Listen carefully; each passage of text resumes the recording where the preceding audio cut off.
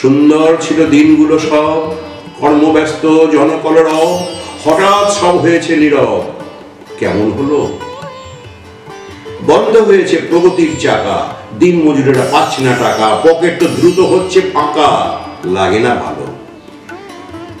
চারদিকেতে ছড়াচ্ছে রোগ, সারা দুনিয়ায় কি যে দুর্ভোগ, আসে না কোনো কাজে মনোযোগ, বিষাদে কালো।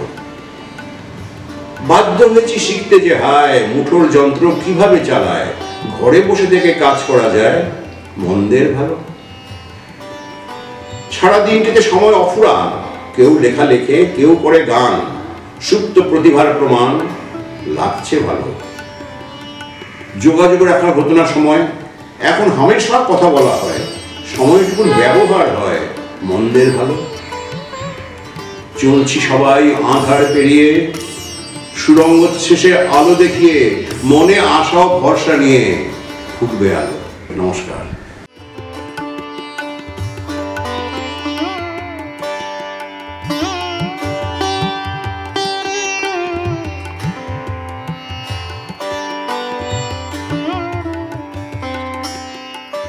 একটা লেখালেখির ইচ্ছে হয়তো আমার ছিল, বা হয়তো সুপ্ত প্রতিভাও ছিল, কিন্তু সময় পাইনি। পড়াশোনা, চাকরি বাকরি, ছেলেমেয়েদের মানুষ করা, এসব নিয়ে কখনো সুযোগ পাইনি। সুযোগ এসে গেল অনেক পরে, যখন লকডাউন শুরু হয় তখন আমি লেখা শুরু করলাম, মানে শেষ বয়সে শুরু করলাম লেখা। তারপর লেখালেখির পরে লোকজনরা বলছে, বন্ধু বান্ধব বলছে, বা ভালো তো লিখছিস, আরও লিখে যা। অনেকে বুদ্ধি দিল, বই ছাপানোর ব্যবস্থা কর, বই ছাপানো হলো, এইভাবেই চলছে।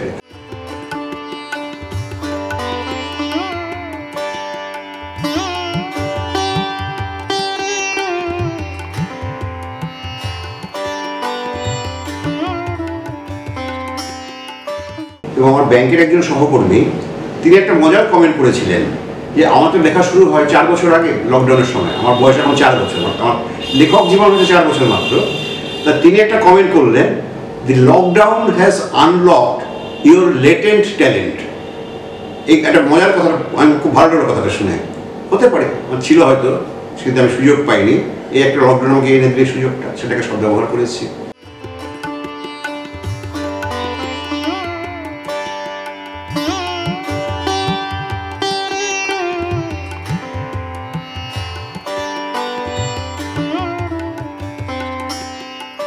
আমার দীর্ঘ চাকরি জীবনে আমি বহু জায়গায় ঘুরেছি, আসাম, বিহার, উড়িষ্যা, চেন্নাই, হায়দ্রাবাদ।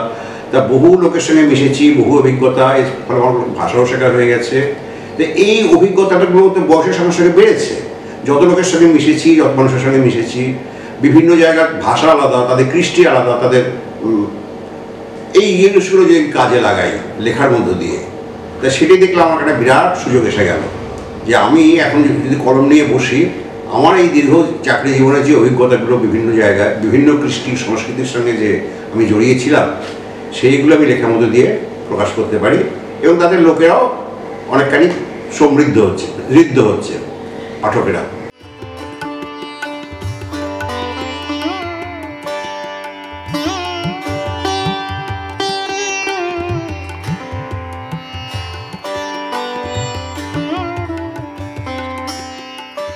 প্রথম কথা, সৃষ্টির একটা আনন্দ আছে। লেখক বা কবি বা সাহিত্যিক যাই বলুন না কেন, সে যখন একটা সৃষ্টি করছে তার মধ্যে সে একটা আনন্দ পাচ্ছে, সেটাই হচ্ছে মূল লক্ষ্য। দ্বিতীয় লক্ষ্য হচ্ছে যদি আমি অন্য কাউকে আনন্দ দিতে পারি, যদি আমার লেখা পড়ে অন্য কেউ আনন্দ পায়, সেটা তো আমার লেখার সার্থকতা।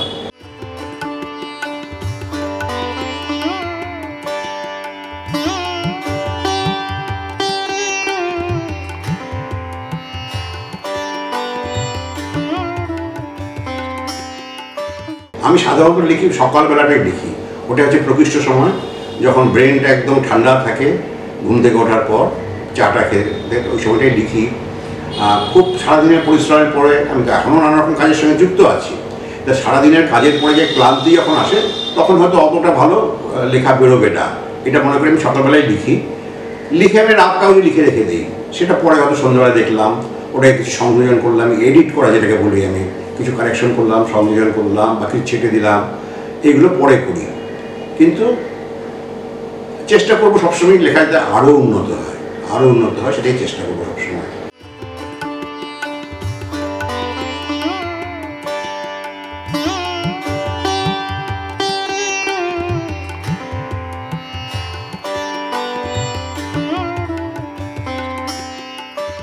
আমি নিজে স্বাচ্ছন্দ্য বোধ করি অন্তমিল সহ তালে ছন্দে কবিতা লেখা, সেটা দিয়ে বেশি স্বাচ্ছন্দ্য বোধ করি। গদ্য কবিতা যে লিখিনি তার নয়, চেষ্টা করেছি, আমার নিজেরই অতটা ভালো লাগেনি। অতটা আমার মনে হয় বেশি স্বাচ্ছন্দ্য বোধ করি অন্তমিল দিয়ে তালে এবং ছন্দের লেখা। আর একটা কথা বলবো, আমার পাঠকদের মধ্যে আমি মতামত জিজ্ঞেস করছি। অনেকে বলছে না আপনার কবিতা থেকে আপনার গল্পগুলো বেশি ভালো, অনেকে বলছে না গল্পগুলো থেকে আপনার কবিতা বেশি ভালো। তা আমি কী লিখবো? আমি পাঠকদেরই জিজ্ঞেস করি কী লিখবো, গল্প লিখবো না কবিতা লিখবো? এইখানে কিন্তু অধিকাংশ লোকই বলছেন, পাঠক বলছেন না আপনি দুটোই লিখুন, আপনি দুটোই লিখুন। আমার যে বইগুলো আমার প্রকাশ হয়েছে, প্রথম বইটাতে ছিল 5খানা গল্প, ওটা 45 কবিতা, কবিতা আমার অন্তমিলে কবিতা এবং গদ্য কবিতা। দ্বিতীয় বইতে ওরকম 7খানা গল্প এবং প্রায় 50 কবিতা। তৃতীয় বইটা যেটা, সেটা শুধু কবিতা দিয়েই, প্রায় 100 মতন কবিতা, শুধু কবিতা। চতুর্থ বইটা আমি এখন প্রকাশনার জন্য দিয়েছি আমার পাবলিশারকে, তা সেখানেও থাকবে গদ্য থাকবে 20খানা, পদ্য থাকবে 50খানা।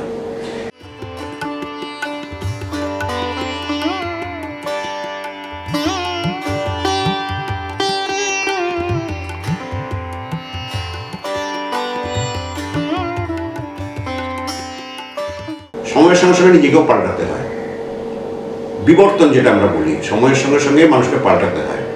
আমরা বিভিন্ন যন্ত্রের ব্যবহারটাকে জানতাম না, মোবাইল ফোনই জানতাম না সে কত পরে। তা এগুলো তো ছিল না, তখন আমরা ছিলাম, এখনও আমরা আছি।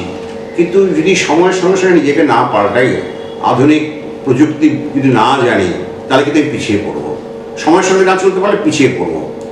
আমরা জানি এই যে ডাইনোসর, টেরোডাক্টিল, কিছু প্রাণী তারা বিলুপ্ত হয়ে গেল কেন? না তারা সময়ের সঙ্গে তাল মানাতে পারেনি, তারা সময়ের সঙ্গে নিজেকে মানিয়ে নিতে পারেনি, এই জন্যই তারা নিশ্চিহ্ন হয়ে গেল সেসব প্রাণীগুলো। তা এই জন্য আমাদেরও দরকার সময়ের সঙ্গে তাল মিলিয়ে নিজেকে খানিকটা পাল্টে ফেলা চাই।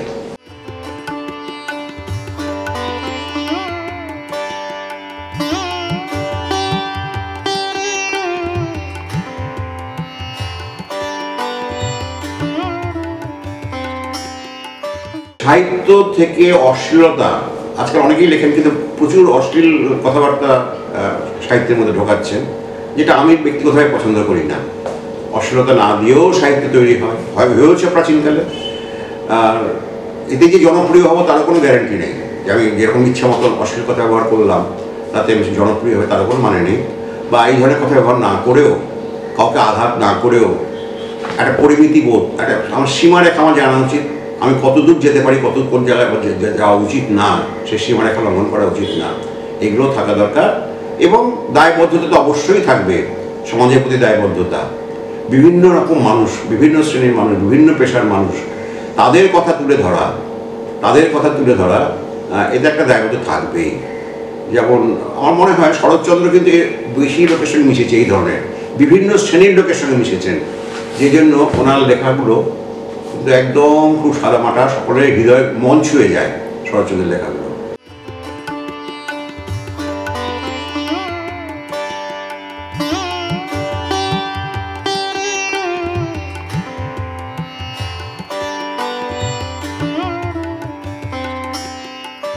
দায় আছে, এবং যত বিভিন্ন শ্রেণীর মানুষের সঙ্গে মিশতে পারবো ততই অভিজ্ঞতাগুলো কিন্তু আরো ফলপ্রসূ হবে। আমি এখন পাটনাতে ছিলাম, পাটনা সিটি ব্রাঞ্চে আমি কাজ করতাম, খুব কাছে, পাটনা সিটির খুব কাছে, যেখানে বাজারের কাছে একটা প্রাচীন বাড়ি, সেটা দেখে লোকেরা বলেছিল এখানে কিন্তু সত্যি সত্যি থাকতো রাজলক্ষ্মী, এবং শরৎচন্দ্র সেই বাড়িতেও গেছেন। তা এইগুলো তো লোকের কাছে শোনা, এবং সেজন্য তারা প্রণম্য ব্যক্তি।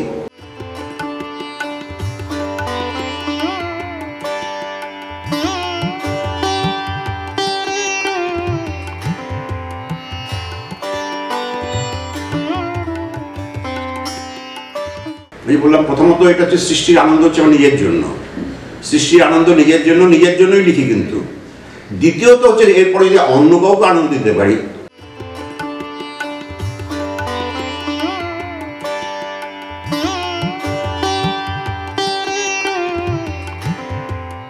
সমালোচনার কথাটা যদি আমি সন্ধি বিচ্ছেদ করি, সম প্লাস আলোচনা, অর্থাৎ ভালো মন্দ দুটোই আমি কিন্তু আলোচনা করবো।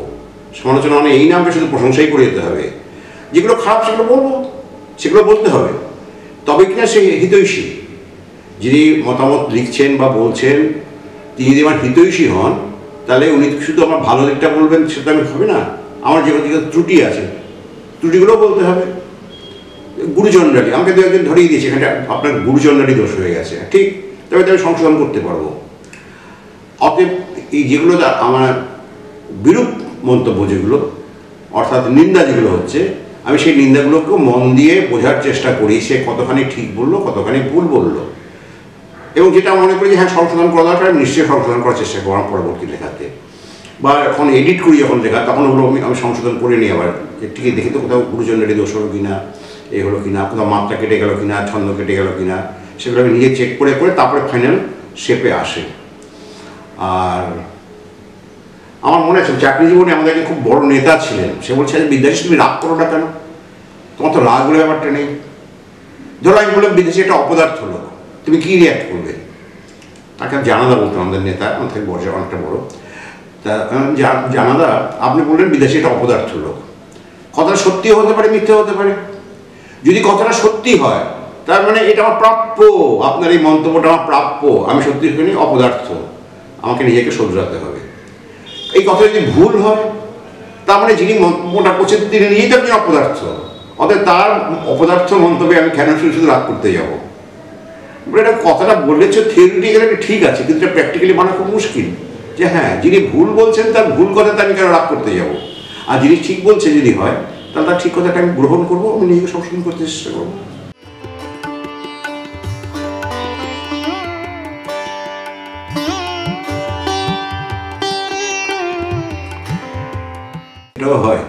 এটাও হয় কিছু কিছু থেকে যায়, কিছু কিছু ঘুম ভাঙার পালিয়ে যায়। যদি সেখানে কিছু লেখার কোনো রসদ খুঁজে পাই, ঘুম ভাঙার পরে সেসব টুক করে আমি খাতায় লিখে ফেলি সেটা, যে এই একটা জিনিস নিয়ে একটা কিছু লেখা যেতে পারে। হ্যাঁ, আর কিছু হারিয়ে যায়, সত্যি কথায় কিছু হারিয়ে যায়, আর পাওয়া যায় না সেটা।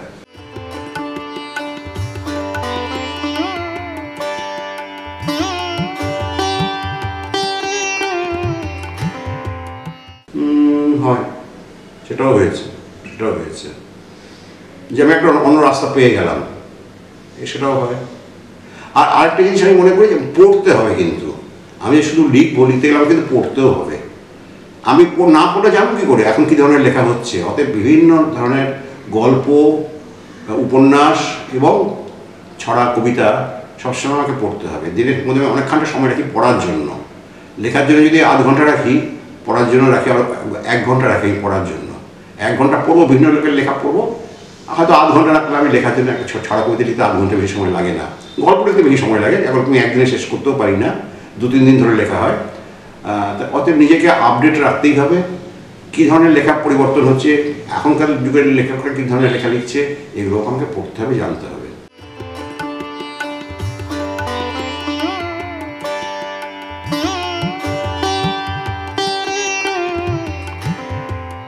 দেখুন, এটার পেছনে কোনো স্বার্থ থাকতে পারে, সেটা নিয়ে আমি আলোচনা করতে চাই না। আমি কতগুলো জিনিস খুব সাবধানে পরিহার করি, সেটা হচ্ছে কোনো ধর্ম বিষয়ে কিছু লিখি না, আমি কোনো ধর্ম বা কোনো রাজনৈতিক দল সম্বন্ধে কিছু লিখি না, এগুলো আমি খুব সযত্নে এগুলো পরিহার করি। কিন্তু শিক্ষামূলক লেখা থাকে আমার অনেক লেখার মধ্যে আছে শিক্ষামূলক, লোকেরা পড়ে বলে যে হ্যাঁ এটা শিক্ষামূলক, কিন্তু এটার মধ্যে কিন্তু কিছু উপদেশ দেওয়া হচ্ছে, সমাজের প্রতি কিছু দায়বদ্ধতা আপনার, সেটা আপনি কিন্তু লেখার মধ্যে প্রতিফলিত হয়েছে, যে আপনি সমাজকে কিছু শেখাতে চাইছেন, কিছু জানাতে চাইছেন, কি কর্তব্য, এইগুলো। কিন্তু সরাসরি ওই ধরনের লেখাগুলোই পরিহার করি। আর ওই যেটা বললেন, বেশ কিছু লোক হয়তো ইচ্ছাকৃতভাবে ওটা এড়িয়ে যায়, সে ব্যাপারে আমি কোনো সমালোচনা করতে চাই না, বলতে চাই না কিছু, পিছনে কারণ থাকতেই পারে কোনো।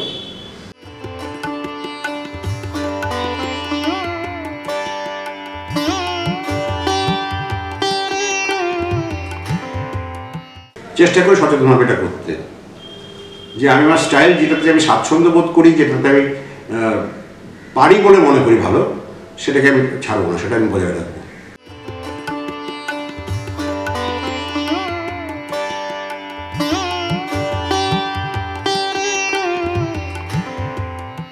প্রথম কথা প্রথমেই বলি ওই মন্তব্যটা, যে হ্যাঁ লোকে হাসির জন্য লাফিং ক্লাবে ভর্তি হয়, কারণ হাসিটা দরকার, ফুসফুসের জন্য দরকার, ফুসফুসে অক্সিজেন নিয়মিত যাতে পরিচালন হয় তার জন্য হাসিটা দরকার।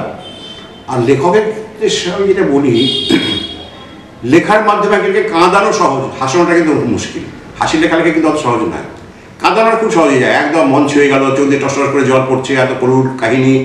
কাঁদানোটা সহজ, এটা আমার ধারণা, এটা আমি জানি না কতজন লোকে মানবে, কিন্তু সত্যিকারের হাস্যরস, যেটা নির্ভেজাল হাস্যরস, সেটা কিন্তু কঠিন। আমি আগে নাটক লিখতাম না, আমার সম্প্রতি গোটা চারেক, আমার চতুর্থ বইতে গোটা চারেক নাটক থাকছে। সেই নাটকের মধ্যে একটা আছে খুব হাসির নাটক, খুব মজার নাটক। হ্যাঁ, তা সেটা আমরা পাঠও করেছেন, যারা বাচিক শিল্পী দুজন অভিনয়ও করেছেন ওটা। তা চেষ্টা করি, বা কিছু কিছু মজাদার ছড়া যেটা পরে লোকে হাসতে পারে। আর গল্পের মধ্যে তো হবেই, গল্পের মধ্যে থাকবেই হাসির গল্প। আর নাটক তো নতুন শুরু করেছে, আগে লিখতাম না নাটক।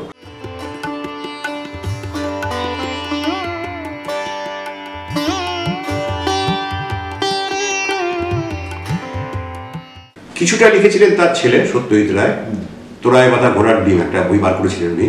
সেখানে উনি বাবার পদাঙ্ক অনুসরণ করে কিছু এরকম ননসেন্স লাইন লিখেছিলেন। হ্যাঁ, যেমন কাঠমান্ডুর এক নেপালি, ঘোড়া থেকে পড়ে হলো দুফালি, আঠা দিয়ে জোড়া লেগে বলে শেষে মহা লেগে তোরা কেন ঘোড়াটাকে খেপালি। এই ধরনের লেখা সত্যজিৎ রায়, তোরায় বাঁধা ঘোড়ার ডিম।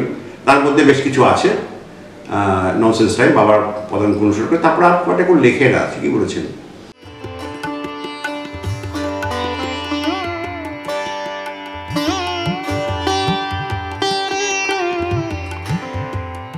অনেক বাকি পড়ে রয়েছে, আমি জানি না শোধ করতে পারবো কিনা। তার জন্য সুস্থ থাকা দরকার। সুস্থ মানে শুধু শারীরিক সুস্থতা, মস্তিষ্কও সুস্থ থাকা দরকার লিখতে গেলে যেটা হয়। দেখুন, রবীন্দ্রনাথ সারা জীবনে যা লিখেছেন, একটা সারা জীবন সেটা পড়ে শেষ করতে পারেন না। উনি সময় পেয়েছিলেন হয়তো, যাই হোক, ওনাকে অন্য কোনো দায়িত্ব নিতে হয়নি। কিন্তু আমার তো মনে হয় আমি শুরু করলাম অনেক বেশি বয়সে, এখনও যেসব কথা বলা হয়নি সেগুলো তো বলতে হবে, যেগুলো জানানো হয়নি সেগুলো তো জানাতে হবে। অনেক কাজ এখনও রয়েছে বাকি, এবং ভগবানের কাছে এটাই প্রার্থনা করব, সেগুলো কাজগুলো যতটা পারি সুস্থ থাকতে থাকতে যেন সম্পন্ন করতে পারি, এটাই আমার ভগবানের কাছে প্রার্থনা।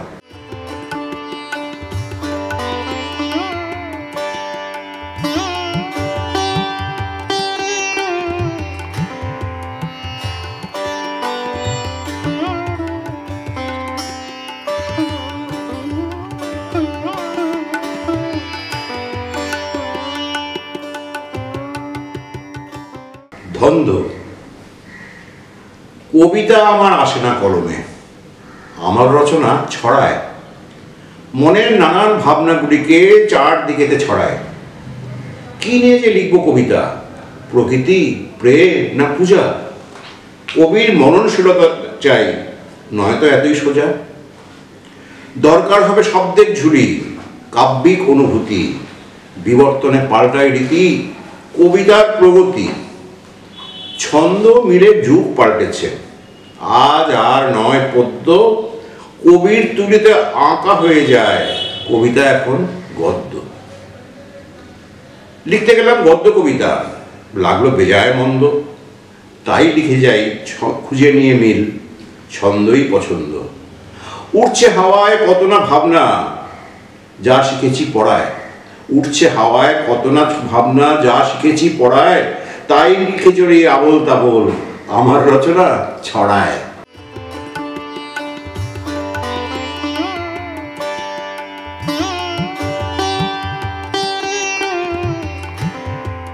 মকর বাহিনী।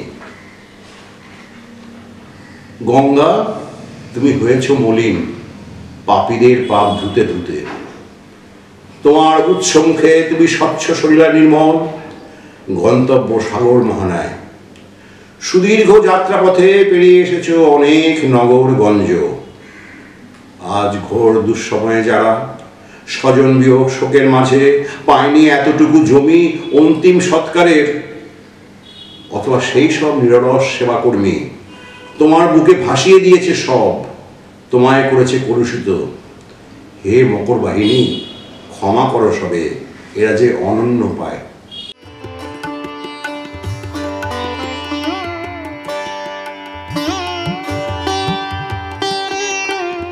তমসা, এটি এমন একটা দিনে লেখা, 21শে জুন 2020।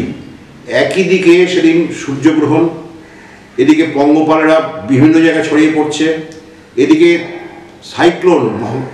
সাইক্লোনের দক্ষিণবঙ্গ ভেসে যাচ্ছে, সেই সময়কার ঘটনা নিয়ে লেখা কবিতা তমসা। সূর্য ঢাকলো চাঁদের আড়ালে, আকাশ ঢাকলো মেঘে, দক্ষিণ ভাসালো ঝঞ্ঝা প্লাবনে, কীটানুরা ঘুরে বেগে। সমরে নিহত কত না জওয়ান, পঙ্গপালেরা খেতে, বদ্ধ জীবন ঘেরা তমসায় বেকার না পায় খেতে। ফুটবে আলো সে আশাতেই প্রতীক্ষায় আছি, শুদ্ধ বাতাস নেব বুক ভরে, সবাই সুস্থ বাঁচি।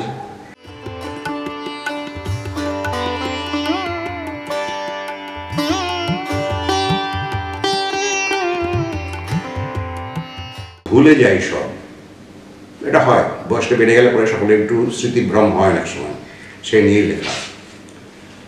বুঝতে পারি যে বয়সখানা একটু একটু বাড়ছে, স্মরণশক্তির দ্রুত অবনতি বয়সের কাছে হারছে। প্রথম আঘাত নামের ওপরে, ভুলে যাই কত নাম, স্মৃতিকে হাতড়ে নামটা খুঁজতে ছুটে যায় কাল ঘাম। বহুদিন পরে দেখা যার সাথে মুখটা চিনতে পারি, নামটা মাথায় আসে না পোহায়, লজ্জায় পরিভারী। ভুলে যাই কত করণীয় কাজ, জরুরি বা টুকিটাকি, নম্বর যত প্রয়োজনে লাগে ডায়েরিতে লিখে রাখি। মনে পড়ে না তো রেখেছি কোথায় মোবাইল কিংবা চাবি, বন্ধ করেছি কি সুইচগুলোকে, বাইরে বেরিয়ে ভাবি। মগজের কোষে ঘুম ধরেছে, ধীরে ধীরে হয় অলস, জানান দিচ্ছে সবাই মিলে বাড়ছে তোমার বয়স।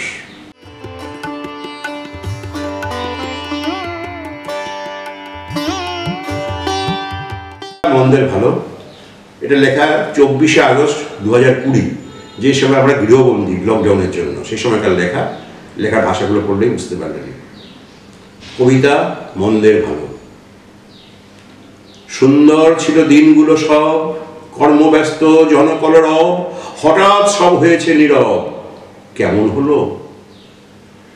বন্ধ হয়েছে প্রগতির চাকা, দিন মজুরেরা পাচ্ছে না টাকা, পকেট তো দ্রুত হচ্ছে ফাঁকা, লাগে না ভালো।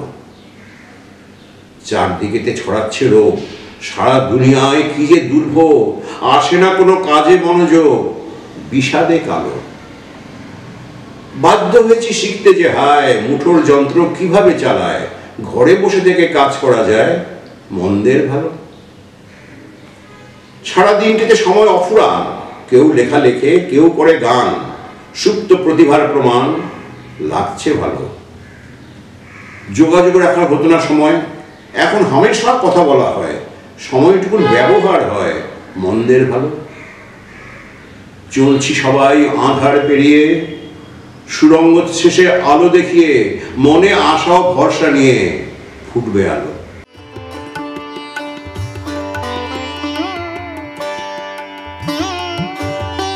পাগল, কেউ বা পাগল প্রেম সাগরে মগন, অথবা পাগল প্রেমের প্রত্যাখ্যানে। পাগল করে ভক্তিরসের প্লাবন, কেউ আপ্লুত সুরসঙ্গীত টানে। সমাজ সেবা, দেশ সেবার নেশা, বই পাগল, খেলা পাগল আবেগে, কাজ পাগলা চাকরি যাদের পেশা, পাগল পাড়া নদী আপন বেগে।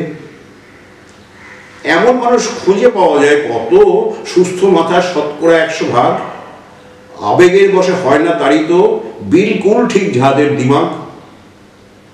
একাত্তু ছিট মেধাবীদের থাকে, চিন্তা ভাবনা মাথায় আসে নতুন, পাগল যেন ভয় পেও না তাকে, মাফ করে দিও 7খানা তার খুন।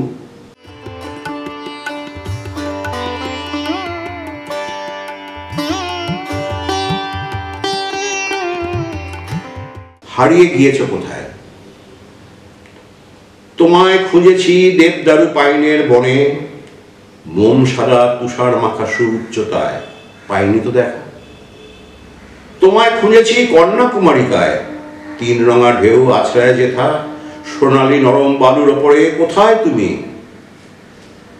পিঙ্গল সাহারার বুকে, খেজুর শাখার মরুদ্যানে, বা নায়াগ্রা জলপ্রপাতে প্রবল আওয়াজের মাঝে, অথবা সবুজ দ্বীপের শ্যামলিমায়, কোথায় না খুঁজেছি তোমায়।